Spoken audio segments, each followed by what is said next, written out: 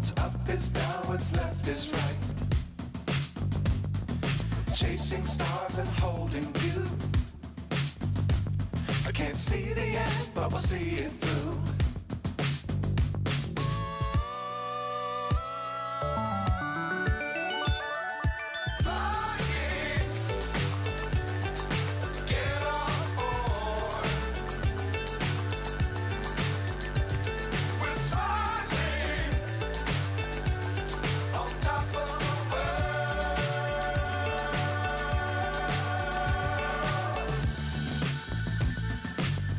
Times don't fly too high.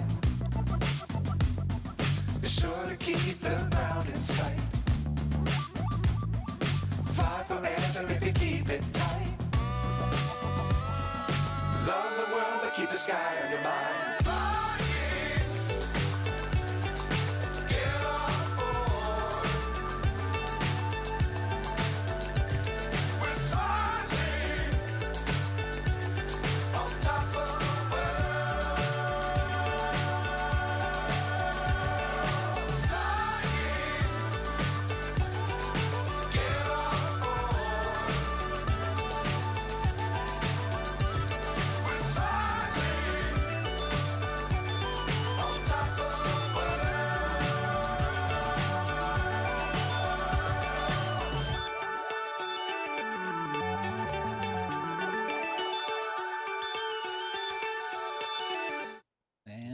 We are ready to go. All right. Good evening, everyone. Thank you for joining us this evening after our long holiday hiatus. Super appreciate the time. Hope everybody had a great time with family, and hopefully the new year for everyone is productive and profitable and all the things you want out of life. So, with us tonight, we've got Dave, Blunty, Dan, and Rob. And is Alex too busy for us? Where's studying Alex or something? Too busy making updates to the Freedom app. Yeah, there you go. Gets a buy. All right. So I do have a couple articles this evening for us. So let me get those going here. All right. So announced at CES, which is ongoing. Couple of things coming out of there this week. Let me skip back here. We've got DJI announces their Flycart 30. CNET is calling it a beefcake of a drone that can fly up to 10 miles with 66 pounds of cargo like solar panels or construction supplies. Just right off the top, I'm just looking at images of this thing, but it looks like a semi-modified DJI Agris is what I'm seeing, and I'm sure it's using a very similar tech to that because the Agris is known to carry a significant amount of weight. But the Flycart 30, 66-pound, 30 kilogram payload capacity. The Chinese company announced a new model Wednesday in conjunction with CES 2024. For the low price of $42,000. $42,000, yeah. But, however, I get nervous flying a GoPro over a lake, let alone something like that. Right. So it comes with 6 battery packs. So I imagine the price of that is significantly increased by having 6 battery packs. I believe the Agris, its battery packs run about $2,500, I think, or something close to that. I might be off on that, but it is in the thousands of dollars. So, the Flycart 30 is due to ship in the first quarter. Early customers are already using it in China to deliver solar panels in the mountains, carry tools and supplies to a remote construction site, and shuttle goods to boats on the Yangtze River, DJI said. With that kind of price tag, you probably won't buy a Flycart to record your extreme sports exploits. Yeah, probably not. I'd be a little concerned if you did. Um, but it is emblematic of drones expanding uses. These unmanned aircraft first found a niche as cameras in the sky, but now they're increasingly used to move goods more efficiently than cars or other traditional modes of transportation. And then I didn't pull the article for this. We've talked about it a lot. Walmart is expanding its area of operations in the Dallas Fort Worth area. But yeah, so this will be interesting to see this in use. But let's see. Flycart 30 has radar and binocular vision for avoiding obstacles in rain or other difficult weather. I don't know if I'd fly. That's a significant investment for difficult weather. Dave's just shaking his head over here. I'm pretty ADS-B sure receiver. they. Go ahead, Bunty. I was gonna say I think they have their own like system that you get with this, like a computer program. I was reading in another article, and Oh, it like does automation for you. Uh, yeah. And so I think kind of the goal of the I don't know. To me, I think this is very interesting because it sort of Mhm. allows like previously we were going like, okay, now Wing has to subsidize out a set of drones in a box for a company, and those will go on the side of the business, and then they'll be operated out of the business. You know, it's like a tack Mhm. on by a third party model, and then you're trying to convince like Walmart to put them in all of its locations so that you kind of subsidize out in that direction. But if you just get like DJI mass producing a product that then you can purchase 1, 2, 3, 5, 10 pieces of, and have Mhm. insurance on, and have customer support on, and have software you don't have to make. Like, I feel like it kind of changes the landscape a little. It may still It not make it does. viable, but I think it changes the cost to roll out, the risk, the different things that you could get as a company to do this delivery thing. You know, You're not wrong. It speeds up if you're a company coming into this and you want to start delivering decently sized packages. It definitely shortens development time to more purchase time, right? Do you have the funds to get going? And yeah, I would totally agree. And if the software is similar to what I've seen on the Agris that allows waypoint and automation, setting up not only flight times, flight distance, patterns, all those different things, but also spraying and whatnot. This definitely significantly decreases that. So even training time to train new people on the equipment is definitely there too. I mean that lowers the bar a whole lot. So if you're familiar with DJI and their somewhat commercial line of products, then you're probably going to get spooled up fairly quickly.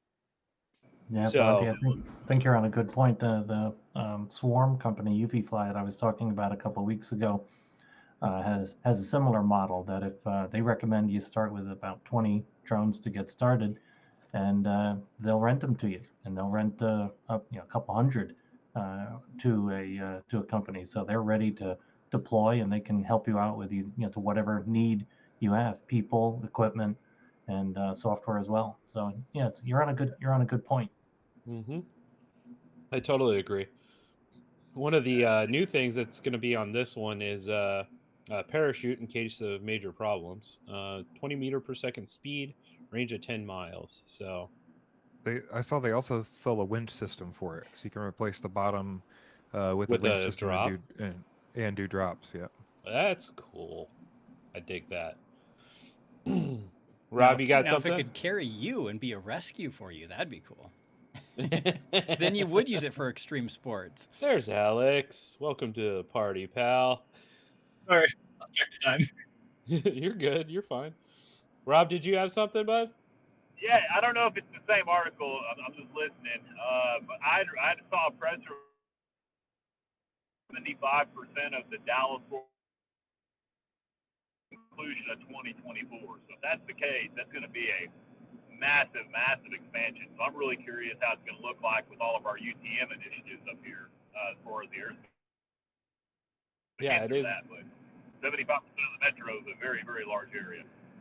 Yeah, it definitely is, and I know Walmart has partnered up with Zipline and Drone Fine. Up and Wing to make this happen. So that'll definitely be interesting as it scales out. The Dallas Fort Worth area is not small. It's definitely a large place. So seeing that spooled out will definitely be interesting.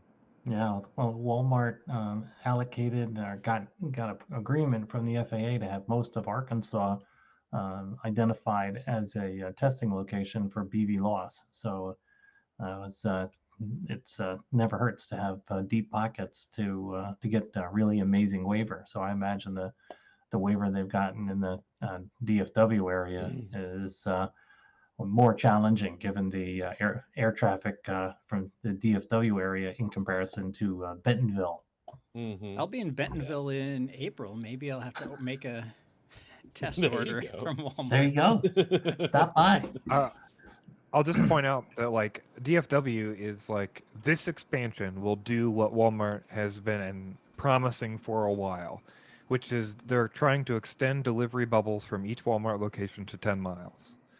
And if they can hit that number, that means that if you look at their store locations, they can hit like 90% of the people, and like in most rural areas. So like I don't know. I think that's pretty interesting, like based on how like kind of everything's laid out and how Walmart has a unique approach. So if this works and the money continues to work and they keep expanding this, and like I don't know, Walmart's not like VC, right? Like I mean, there may be VC involved in the other tech parts of it, but like Walmart's just a big corporation trying to get on top of something they think is going to be a future technology. I think that's an interesting kind of aspect compared to some of the other people who are doing this. I believe Walmart is the largest employer in the world at this point. Not only with their actual employees, but also with the vendors and suppliers and everything around the world that literally cater to their stores. I mean, they definitely have the money to throw at a venture like this. So. I mean, if anybody's going to do it, I would imagine it would be them. As Frank Perdue would say, son, we don't count our money, we just weigh it. Jesus. Fair. All right. So I was looking for articles on drone stuff that's coming out of CES, and there hasn't been a whole lot, but we do have this thing, and I call it a thing because I'm a little scared of it, just slightly. So Xpeng Aerot, hopefully I'm pronouncing that correctly, has come out with a supercar that doubles as a flying car. It's a electric vertical takeoff and landing flying car is designed to allow for, quote, effortless navigation through congested areas and obstacles when conditions permit. They should be using folding props on that instead. So when you're driving fast, they fold back.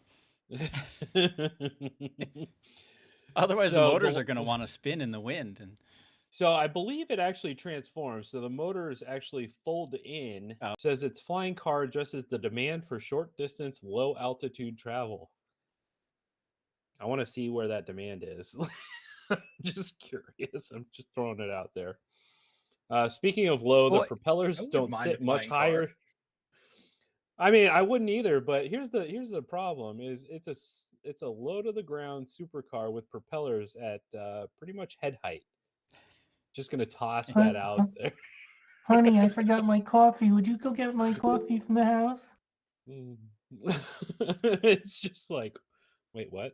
So yeah, they say you definitely don't want to have a passenger hop in after the thing starts spinning. I'd be hyper concerned. But yeah. Very interesting. We're just gonna leave that there. All right. We've got new Kentucky drone law. So we've got a new privacy law, could be devastating for commercial drones. This is coming from Drone Life. Kentucky's House Bill 45 is being touted as a privacy bill and addresses a whole wide range of dystopian future scenarios, including microchipping people without their permission, disseminating deepfakes, and installing tracking devices on humans or property. The sections on drone use, however, could have a negative impact on drone use in the state. Overall, this section of House Bill 45 pertaining to drones aims to regulate the use of unmanned aircraft systems equipped with imaging devices to protect privacy rights while providing specific exceptions for legitimate purposes. Essentially, the bill prohibits the use of drones for surveillance while permitting the use of drones for legitimate commercial concerns.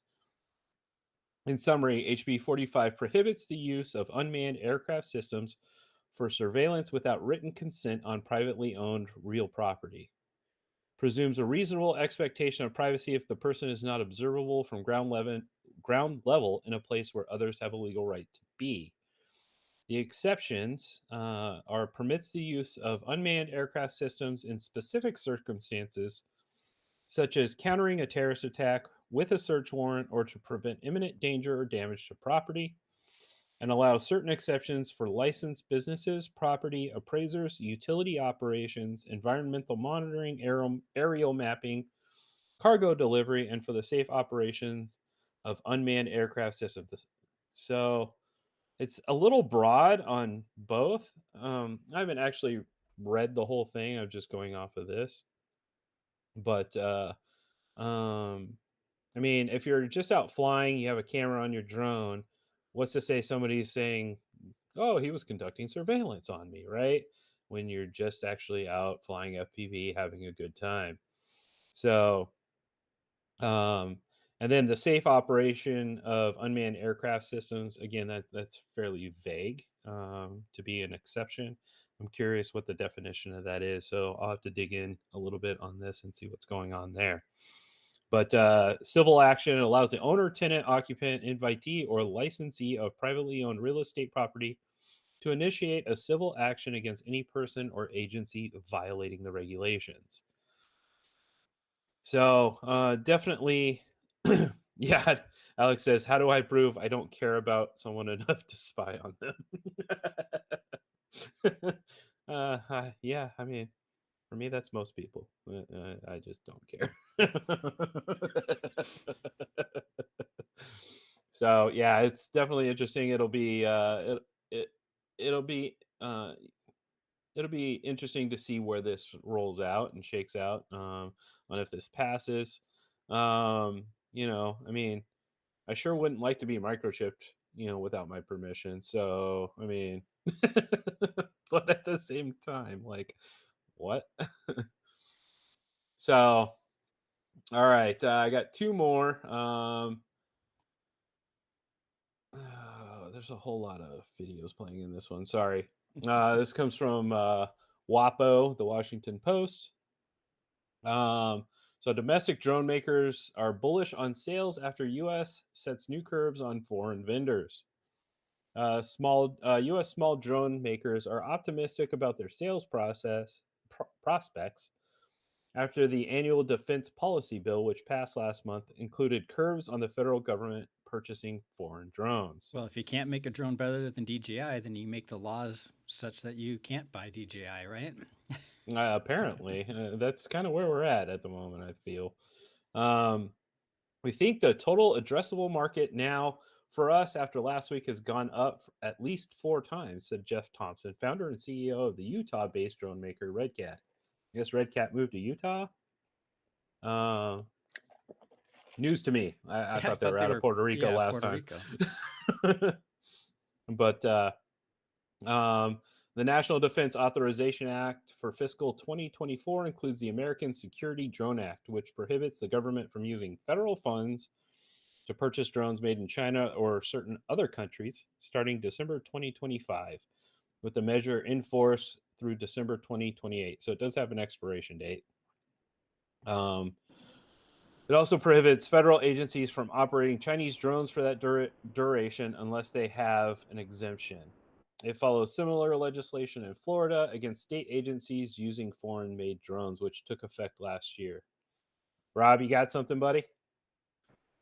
Yeah, I was just going to add to that exactly what you said. There's an exemption process in place. So they're so concerned about these, allegations with the security threats, but they also allow exceptions. So I find it kind of contradictory. Do you know what those exceptions are? Yeah. I was told there will be a waiver process that you can go through. You can still use the non-U.S. based equipment. I don't know what that's going to look like yet, though. I haven't completely dove into that portion of the act yet. I know Greg Riverdale he did a little highlight on it a few days ago. Okay. I sent a So- link. I sent a link in our little chat here. That there's a write-up that I found by this aviation consulting company that essentially is a list of loopholes and ways you can get around the ASDA, and ways that basically they've built in ways to get around the ASDA.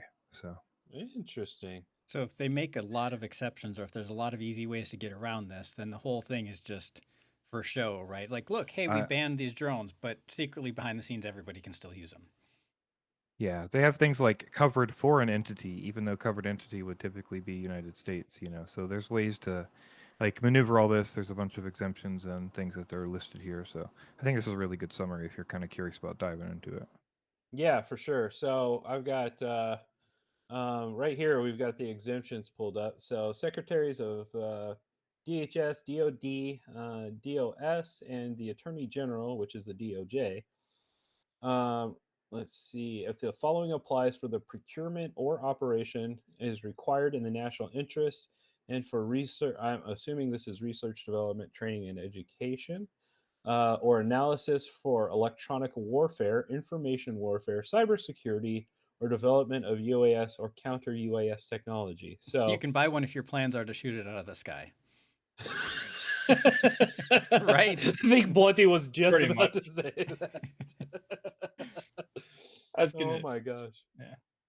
I was Let's thinking that see. they would have to have DOT. that kind of exception. Let's see. If you're the DOT, which is the Department of Transportation, the FAA, if deemed to support the safe, secure, or efficient operation of the national airspace system, includes activity under the FAA's Alliance for System Safety of UAS through research excellence, which is ASSURE. The NTSB, in consultation with the Secretary of Homeland Security, and for the sole purpose of conducting safety investigations. And NOAA, which is the National Oceanographic and Atmospheric Administration, you have to consult with the Secretary of Homeland Security and is necessary to meet NOAA's science and management objectives or operational mission. Doesn't look like, at least in that one. Well, we have so this would kind of fall under that. Alex asked Department of the Interior, so wildlife management operations, search and rescue, intelligence activities, tribal law enforcement. Yeah, that's a really great question, Alex. They had what a fleet of something like 1,500, 1,800 drones that were all grounded when this initial bans came out. So yeah, great point. Yeah, the way this document says it is the following activities: search and rescue, the full range of operations in consultation with Secretary of Homeland Security. So basically, as long as you're correlating with DHS, then you can just use them no matter what. Absolutely. I think human lives are definitely more important than any kind of issue with origin of these things. It's true. It's also just dumb that like this undermines half of the point of the like if there was some point here, it's undermined, right? Like Slightly, yeah. yeah. So I'll have to read through this. This is definitely good information. Go ahead, Rob. Yeah, thanks for sharing that, Blunty. I'm going to jump into that too when I'm stationary. Another thing too, and I may have mentioned this to y'all in the past, there is a U.S.-based company that's looking at rewriting, essentially taking, so you know how you can have you can run Android on multiple platforms. They're looking at writing a software that can run on the DJI aircraft that uses the DJI hardware but uses our proprietary software. So if that's able to take off, I think that'll be a huge win because it would be no different than Windows being able to run on a whole variety of brands of PCs, or no different than Right. like I mentioned Android. So we're really excited about that. I think that's got a lot of promising potential to hopefully alleviate some of these concerns. Absolutely. Yeah. So That's an interesting proposition. In mainframe world, various companies tried that, and it takes you about a week to issue new firmware to alter your hardware underneath the operating system so that the reverse engineered software doesn't run anymore. So depending on how what level of hardball DJI wants to play, they could prevent that software from functioning pretty easily. Yeah, it's like the cat and mouse game of rooting your iPhone or something. If somebody finds an Yep. exploit, finds a way in, the Apple blocks it, and you're back and forth, Yeah. back and forth. Right. Yeah, that happens in the video game community too. Especially Nintendo is and Sony are both really strong on that. People find a loophole and then they patch it. So Yeah, and like Meat saying in the YouTube chat that that doesn't necessarily block like some of the back doors if they're really concerned about the drone spying and doing things. If it's deep enough in the firmware, it'd still be able to Yeah. do that, whether or not you replace the main operating system of the drone. Yep. yeah, if it's in Good the point. kernel, it's still going, right? So, but all right, definitely worth a read for this. Is there a way that we can drop this in the YouTube chat, Dan? A link to this? Sure. Okay. Let me see. Grab it out of here from Blunty, copy the link, go over to this window and paste it, and then everybody in the YouTube chat has it. Boom. There we go. Thank you, Dan. Appreciate that.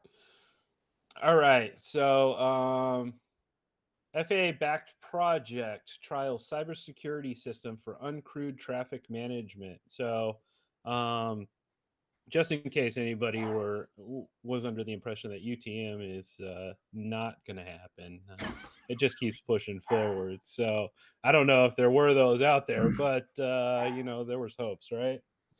So America's air traffic control system is experiencing a prolonged shortage, one that may be addressed by the pending House FAA reauthorization bill. But that legislation may also throw a new air traffic related curveball at regulators. The House bill includes several provisions intended to prop up the growing drone or uncrewed aircraft systems industry by pushing for greater permissions for beyond visual line of sight flights. The problem, however, is that if eyes aren't the drones, something else will need to monitor them. Enter uncrewed traffic management, essentially an air traffic control system for UAS. The highly automated software-based technology is still under development and vulnerable to cyber attacks. But that's where a company such as Unifly comes in. The Belgium firm this month conducted FAA-approved trials of its unified UTM cybersecurity model, a project that aims to create industry-wide requirements and a unified certification pathway for similar systems. So let's see. As drone use continues to rise, it's vital to develop specific cybersecurity measures for UTM to ensure airspace safety and security. We take pride in our key role in this initiative as well. We're just going to throw this out here, guys. You're working with the FAA. They didn't do any encryption on remote ID. Why would they do it for UTM? Well, not only that, but we had a decades-old coding problem that shut down the traffic control system. What, about a year ago at this point? I mean, yeah, okay, just be careful. The FAA-backed project has implications not just for the broader UTM industry, but drone operators, regulators, the general public, and pilots. Just as ATC is essential for commercial and general aviation, so too will UTM be for drones. For the safety of those on the ground and other aircraft in the sky, operators will need to know where their drones are at all times, hence the implementation of provisions such as the FAA's remote ID rule. If they don't, the buzzing aircraft can force entire airports to shut down. Oh, we're going to Heathrow here. Okay, cool. Anyway, so my question to y'all is, so we've got remote ID. We know remote ID was the beginning of a slippery slope, so to say. If everybody wants to know where the drones are so that they can then continue to fly their drones and planes and helicopters and all the fun things, is the current system of remote ID gonna do that job? Yeah, I mean, That's not what it was designed for. There's like a fundamental problem with the concept. Is that like there's not internet everywhere. We can't broadcast ADSB. What is the plan? What is the actual plan for getting your drone out in the middle of nowhere to communicate and know where it's at on a UTM map. Well, the Right? only solution I have for that is everybody's going to have a Starlink subscription. Or like Well, there's it doesn't it's good make that any you, sense. Not paying for that. that's a good segue, Yeah. Blunty. The ASTM Remote ID Working Group, chaired by Gabriel Cox, is starting back up, and so I'm not. There have been a number of requests for updates, and I have a sneaky, I don't know for sure, but I will find out within a couple weeks whether network remote ID will be front and center. It wouldn't surprise any of us, in as much as it's mentioned no fewer than 5 times in the erstwhile FAA Reauthorization Act of 2020X. I totally get the idea of network remote ID. I mean, we all know the problems and the issues, but like at the end of the day, like that still doesn't achieve. ADSB tells you when somebody's near you, right? Like that's the idea, right? But that's a drone can't do that if it's trying to talk to the internet that doesn't exist out in the middle of nowhere. Well, So there's no backup. If everything's right? flying like, slow enough, you could use remote ID. You could receive remote ID on one drone from another one somewhat nearby, and it's got the GPS coordinates from a second ago in it, so you roughly know where it is. But that doesn't work. It just very feels well. like we're missing a concept, and everything's just rolling forward, and it's like, all right, well, we'll figure it out. Well, I everything mean, will work out, right? Yeah, it seems a little awkward unless along with remote ID comes like data relay, capabilities requirements in drones, right? Put a bunch of nodes that's- on the ground. So the problem is, I expect what's going to happen is we'll get a new version of ADSB that is not Bluetooth or Wi-Fi direct, and that's my fear, is it will be forced into some system because everybody will figure out that there's no way to do this per drone. if you're out in the middle of nowhere, right? It's impossible if you don't have internet and you don't have something that can talk farther than the Wi-Fi and Bluetooth. Like a 500-mile-an-hour plane, it doesn't work. Like I just, it's extremely frustrating because like we're living in some interim world where we've got a fake remote ID solution that doesn't work because it couldn't make the real one that they wanted work. All right, anyway, you guys all know the problem. Yes, there's lots of problems. It's just like, it's every time we talk about this, it's so frustrating to think through it. It's because nobody thinks through it. It's like, everybody thinks through it, but nobody stops the process, right? So yeah. Well, Blunty, you could be attend as my guest in the ASTM Remote ID Working Group. We usually have the FAA sit in as a guest. Sure. I don't want to get us kicked out. You have to be an anonymous guest. You weren't brought here by anyone in particular. Yeah. Yeah. Yeah, I think you and I are on the same boat here, Blunty. Who is that masked man? Go ahead, Rob. Touching up on what you said, Blunty, like fundamentally, I wish that they would have designed this based on the UAS facility map. And if they just lowered our altitudes by 100 feet, and they use that top sector, like say we flew up to 300 feet in class Gulf airspace, 300 to 400 is the commercial space, they can figure out their own way to deconflict. They can use whatever network software, proprietary RID, radar, whatever they choose to do, and let the rec guys, continue operating at the OTA 300. I think that would have been a better integration. Yeah, we tried something very much like that, Rob, in the Beyond Visual Line of Sight Aviation Rulemaking Committee, where we used 500 as the ceiling. So 500 to 400 was considered a no-go zone. A no-go zone, and then UAS operating under 400 and crewed or manned aircraft operating 500 above, and that was destroyed by mostly the helicopter community that maintained that most of their 16,000 approximately total helicopters in the United States operate regularly below 400 feet and off of airports.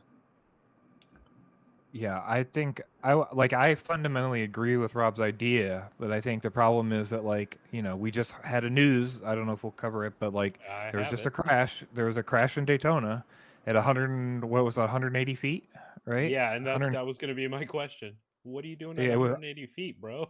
yeah, and it was To a the touring helicopter. helicopter giving tours of the area. They couldn't decide if it was Mhm. on tour or not. I still haven't seen if it was actually on a tour or if it was just in the area. But like, I think the Okay. problem is like fundamentally we could set rules like that, but we're just going to have to deal with takeoff, landing, and elevation concerns when they delete it and say you have to, we're going to change the elevation here anyway because who cares? Like, I I think it's extremely difficult to fight against that. And that's why, like, yeah, I think the demarcation makes sense, but like in practice, you're gonna have so many violations of the demarcation that you end up not actually having it, right? Like that's what it feels like anyway. Yeah, and I think Yeah, the one of the violations would be not from the drone community, but from the manned aviation Yeah, one of the community, right? provisos we laid in the BB Lost Ark was to stipulate that any crewed helicopter or crewed aircraft operating under 500 feet had to have ADS-B out so that the UAS could sense it. And if they decided not to, then right of way was the responsibility of the crewed aircraft. And once again, the helicopter community went out of their minds on that one. Yeah, God forbid that they make way for when they're not equipped correctly, right? So Right. And as Alex points out, there's way more drones in the air than helicopters. There are, yeah. 16,000 is not a made-up number. That's the correct fleet number in the United States. Total number of helicopters. I think I have that many just right there on my drone. I wouldn't put it I'm gonna past say them, I bro.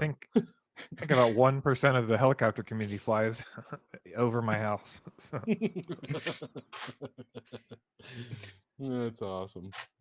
Is So yeah, that there with was a searchlights? no, yeah, luckily no. The answer is no. I live next to, if you know Fort Rucker in Alabama, I live next to a big helicopter like training thing. So That's awesome. I mean, depending if you like the noise, I guess. if you like helicopters flying over your house at like 120 feet doing training exercises at 1 a.m. I mean, I get it all the time too, except for us, it's the police helicopter. So, there's a little bit of that, and then the other one we get the Apaches flying from where they like assemble them to where they store them, kind of thing. So that's always fun. So yeah, to Blunty's point, there was a commercial helicopter and a drone. It was not a recreational operator. It was, I believe, it was someone who was flying for construction. They were doing some type of construction oriented drone flying. So the drone pilot was flying at an altitude of 180 feet and recording video for a construction company in the area at the time of the crash. He was looking down at his tablet when he heard a loud impact and noticed his drone was no longer in the air. Yeah, that's always unfortunate. Boy, depending on that video, you'd have a good YouTube video there from the perspective of the drone.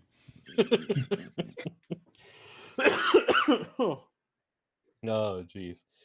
So there was the helicopter pilot, part of Leading Edge Helicopter Tours, a tour company, told, well, with a name like Helicopter Tours, I hope it's a tour company, that he spotted the drone hovering through his windshield, but was unable to avoid it. He was able to land safely. The helicopter's rotor blade was damaged, which was estimated to cost at least $60,000. It was not immediately clear if the helicopter company was on active tour at the time of the collision, nor if anyone else was aboard the aircraft besides the pilot. Both the FAA and NTSB were notified of the collision. 3 people were on board the helicopter. It was returned to the airport and landed safely. It was also not immediately apparent if any possible charges or citations could be filed as a result of the collision. Yeah, I mean, that would be a tough one, right? I mean, it depends on what the drone operator was doing, where he was flying, if he had, if it was in controlled airspace, if he did his Well, It was they in could- controlled they could get 'em- airspace. I believe. They I could believe it get was 'em a zero grid too. and they could Oh, get 'em was for- a zero grid? Yeah, but he had authorization. Okay, They could so get him for failure to yield. yeah. I mean, he's the one. I who's think that's supposed to- the He's still the primary one thing is no responsible. matter what, he's got to yield. So they're Yep. gonna nail him on the failure to yield. Right. I think this is a tough one because like 180 is not that high. So like No. it feels like if you had a spotter / were not staring at your tablet, you might have known a helicopter was coming. You know, like if you were following the procedure. So like And I if the don't know. helicopter was squawking ADSB, and the guy did have a Mavic, so it probably has ADSB in. So Right. if the guy was squawking, he could, you'd see it and hear it. So I Yeah. heard that he was ignoring those because he was at the airport because he was getting so many of them Oh. that it was kind of irrelevant. sure. It was overwhelming Sure. with it, so it kind of blurred how helpful it was. Good point. Well, I'm just theorizing here, but if you're flying near the airport, you're getting a lot of that kind of traffic. You're ignoring them. You probably want to have a friend. Yeah, Maybe. it's like you're ignoring them because it's a high chance for something to happen, not because it's fake and they're not real. You know what I mean? Like, yeah. But on the positive side, a drone hit a helicopter and the helicopter landed and no one died. It didn't And this is just probably It didn't one of the erupt into explode. flames. Yeah, this is probably Exactly. one of the like smallest helicopters. Or, like, This is sort of lowest one of class, those I guess you could say. those worst Yeah. case scenarios everybody talks about. And That's right. Mhm. Yeah, hit I the tried rotor to- blades. Yeah, and and it didn't come out of the sky. That's all good. That is very, very good.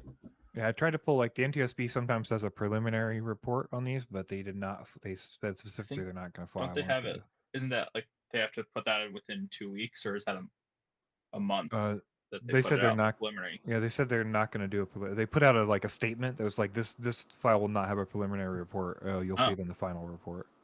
Interesting. Maybe they just wanted to avoid the news cycle then with their preliminary report because of some means. Yeah. Well, here's the thing, guys. Is it happened? It's unfortunate. I question the 180-foot altitude of a helicopter. I mean, if it was coming in for a landing, sure, get that, understand that. But at the same time, I also question, what actually happened. And I guess we'll find out when they file their final report. But number one, nobody was injured, nobody died. Helicopter did not fall from the sky, and looks like, I'm going to say relatively minimal damage, and which is pretty much what we've been really theorizing for a long time. I think this And is still. I will say on the NTSB thing, the only thing that I saw listed was excessive damage or something. Like I guess because of the way So maybe crashes it's monetary? or accidents work. Yeah, I think maybe it's just because they have to replace the whole rotor or something. It's considered, but it was like way. I don't know. It was described in some way like that, like excessive damage or intense damage or something like that. It's yeah, awkward. I'm sure it's still a major expense for the helicopter. But Oh, I like absolutely. CB Runner's comment in YouTube. If this had been in a Michael Bay movie, most of the east coast of Florida would still be on fire.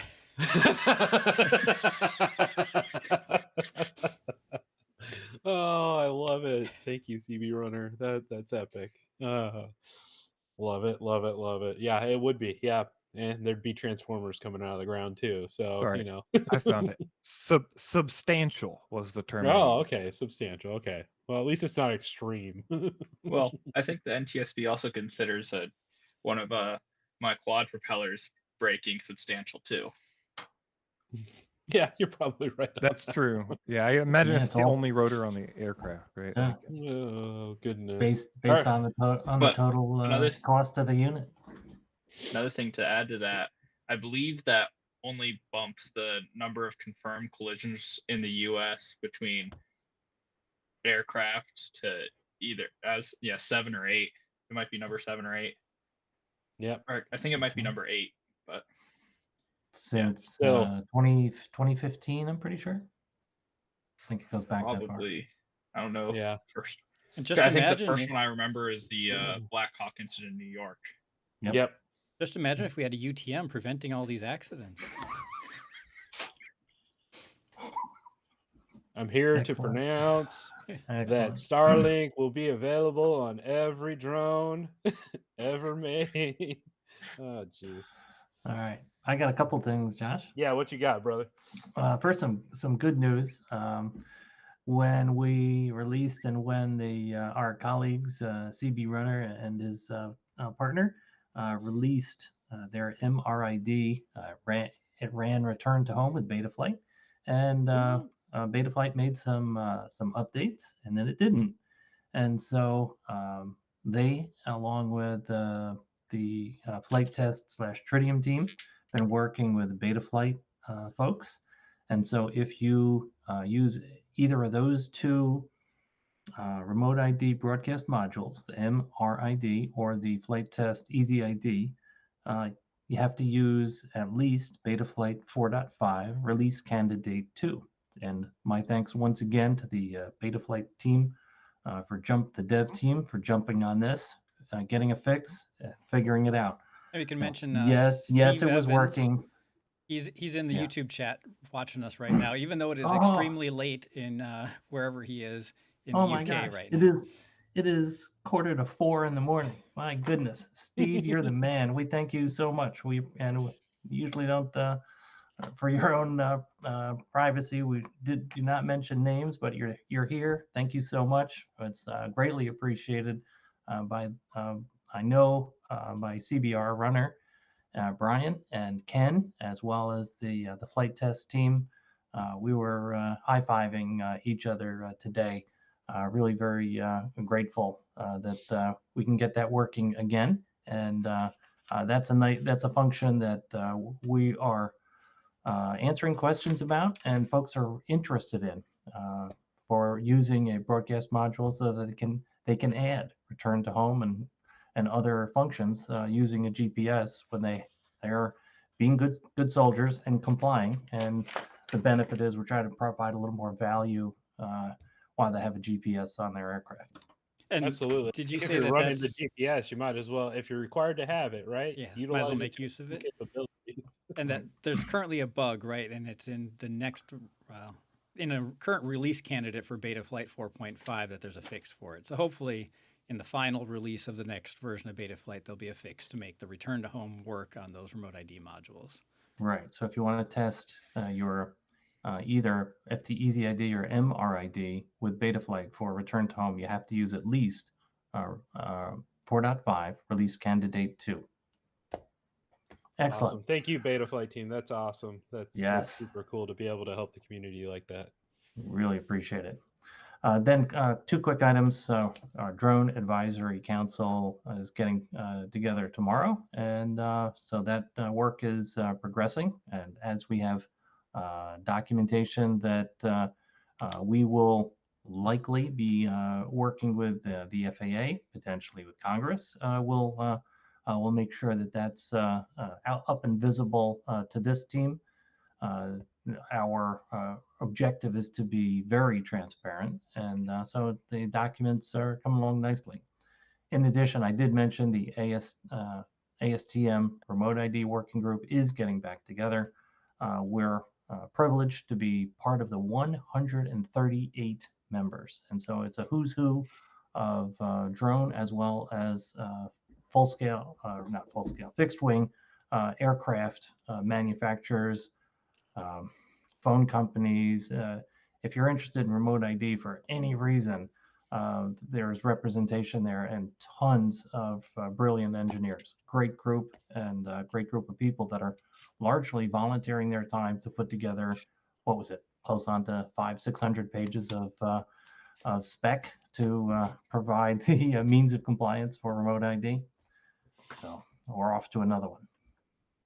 And it only took us 5 years, I think, to do the first one. Way it goes. Okay, I think Josh, that's all I had. All right. Alex, you got anything? Yeah, there's a story I found or I saw about talking about 5 years after Gatwick, and Oh, jeez. 5 years after what? Oh, Nothing geez. happened at Gatwick. Oh, that's exactly what the story was about. Oh my goodness. The truth about the Gatwick drone incident. Basically, So starts off. this is not the Sun or a tabloid in the British press, right? Now this is spiked. Oh, that was only 5 years ago. Yikes! God, Yeah. It doesn't feel like it was that long. Yeah. I'm old. FPVFC was just getting going. Jeez. So I yeah, know.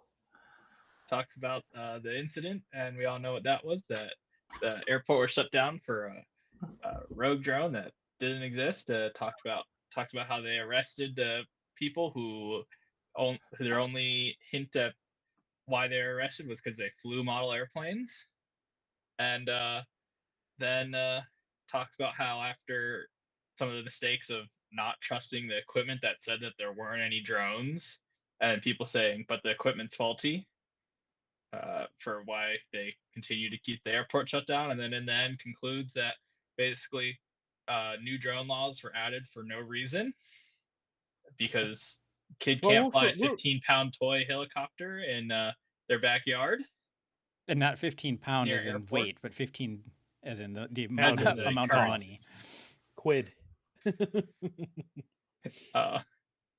And then eventually comes to say that there was no drone at all.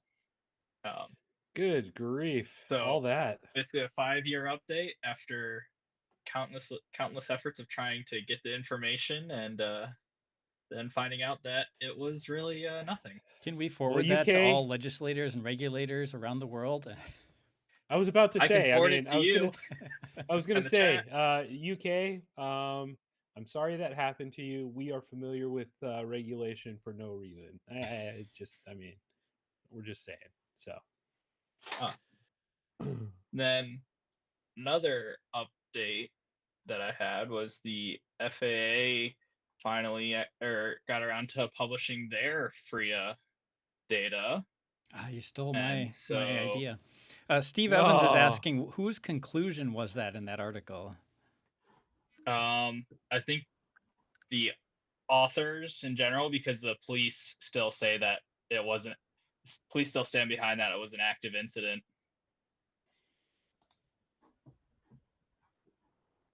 One time. So this is the FAA's FRIA map, hey? Well, it's the Correct. FAA This is the UAS Data Delivery Service. their facilities map, which shows the airports and airspace and all that stuff. Yep. Has everything you need, and you can zoom in to see all the different FRIAs. You can select them, see where they are, what they're called, the address, that kind of information. What CBO is behind it?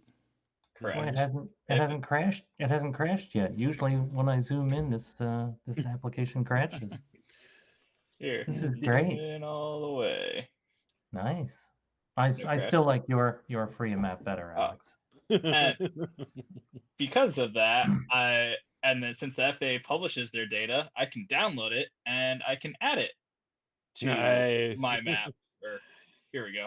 So I updated my map where you can see the different, where it's color coordinated with the different types. So you have purple for EDU, blue for AMA, red for STEM plus C, green for FPVFC, and orange for flight test.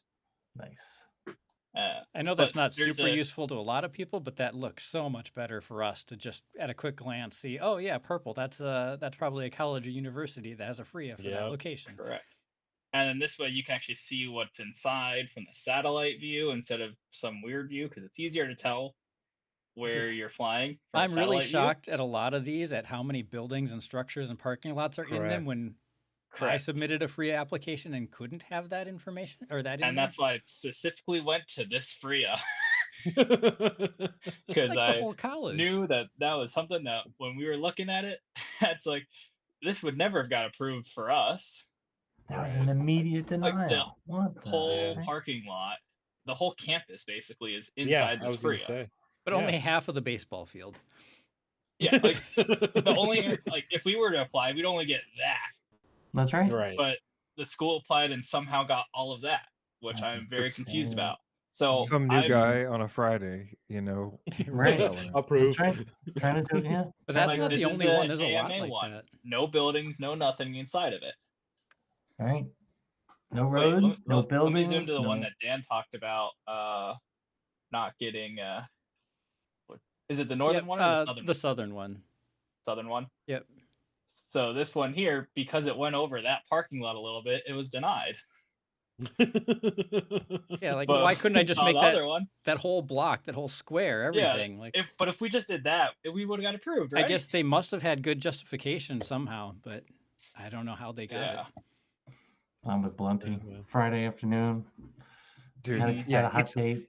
And it's week 4, Well- and we had the meeting on day 7, but we didn't have the meeting that we had on day 11. So there was a gap where 5 FRIAs got through because they had, dude, that's the kind of BS that happens when you have a team of 20 people doing the same thing and no plan. Well, here's Oh. the flip side to that. Now there's precedent set that you can have buildings and parking lots Correct. inside Right. your FRIA. There you go. So utilize that to the best of your ability, folks. Yep. I've started Yeah, to and- document different FRIAs that I've found that are irregular. So like here's another one of this high school where it has the whole thing in it.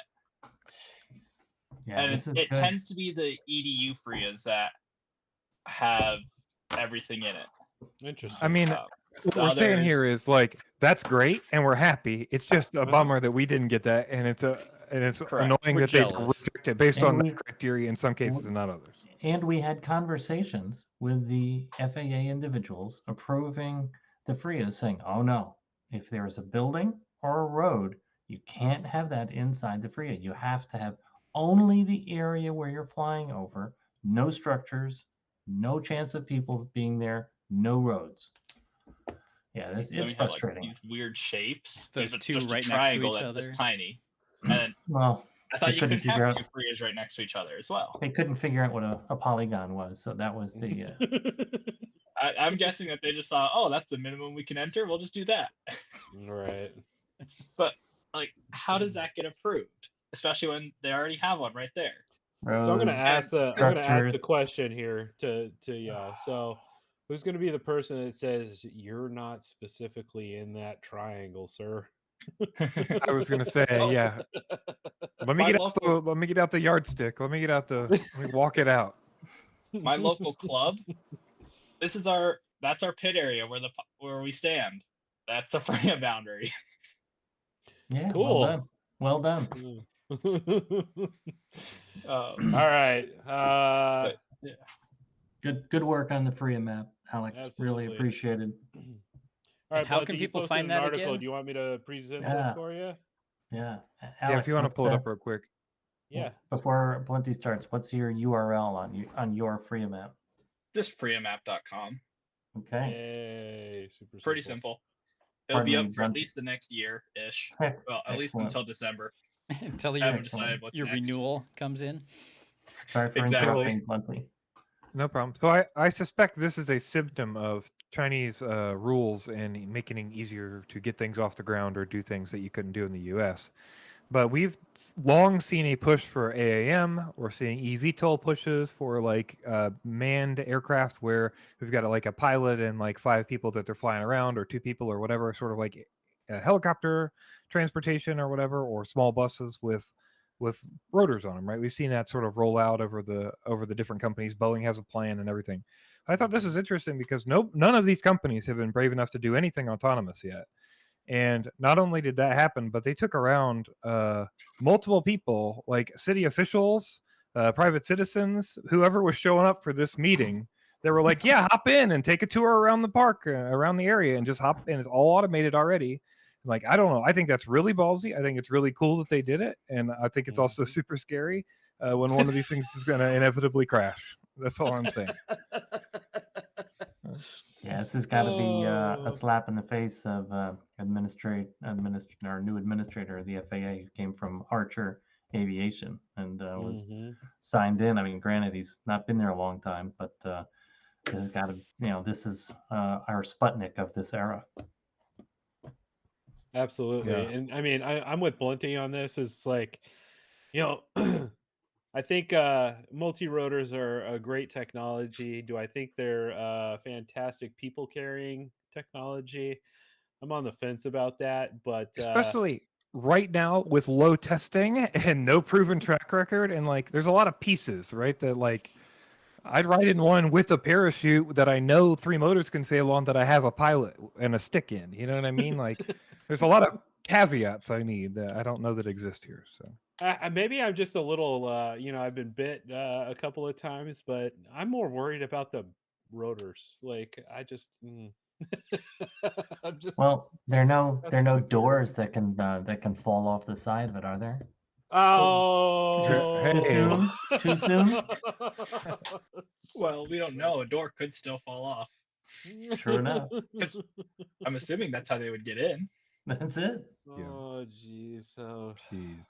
Boeing and their Max. Yeah, just I don't get it. Anyway, yeah, I mean, I'm definitely with you, Blunty. I'd be probably a little gun shy on these at this point. Alex is volunteering though. He volunteers Why as not? tribute. Well, there's a lot of why nots, but I mean, you're still Eh. young, so maybe you're still invincible. But yeah, it's definitely ballsy. I'm with you on that, Blunty. So, and that's the thing though, is you know, countries like China, they're I mean, they're about innovating and moving forward, and we're stuck locked up in regulation and red tape to get this stuff moving. And I think that's a lot of what the industry is upset about when it comes to beyond visual line of sight and a lot of the regulations that are preventing people from moving forward with the technology. And so hopefully we'll see that change with this next reauthorization a little bit. So all right, let's see, Dan, have we hit you yet? What you got? The only thing I had, Alex already stole it, was the UAS facilities map having FRIAs, and that Alex's map is still easier and better to use. There you go. I agree. All right, Rob, you got anything for us, brother? No, sir. All right. Sounds like somebody's home. All right. Glad you got home safe. Dave, anything to wrap us up tonight? No, just keeping busy at flight test. This is a good assignment, and it's fun to be unretired for a little bit. Hopefully your wife agrees. Well, for the Depends moment. how long a little bit is. Exactly. Right. Exactly. As long as the mowing gets done, right? That's so true. So true. We have our priorities. All right, guys. Thank you for joining us this evening. Again, hope you had a wonderful holidays. Looking forward to a great new year. And whatever's to come, we'll be here with you and to let you know what's going on in the regulatory space and around the country. So we'll hit you guys back up in another 2 weeks. And if you have anything in the meantime, feel free to reach out to us on our Discord, Facebook, or anything like that. So appreciate you guys being here. Love the comments tonight. You guys are awesome. And definitely a great show to start us off for the new year. So thank you all. And big thanks to Steve Evans from the Beta Flight Dev team. Absolutely. Awesome. All right. Thank you. Have a great everybody. night. See you in 2. Take care.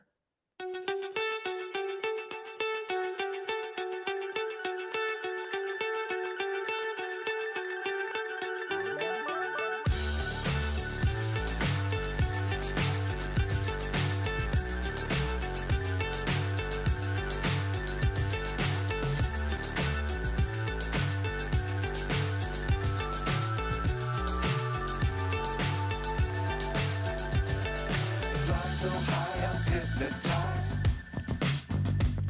What's up is down, what's left is right. Chasing stars and holding you. I can't see the end, but we'll see it through.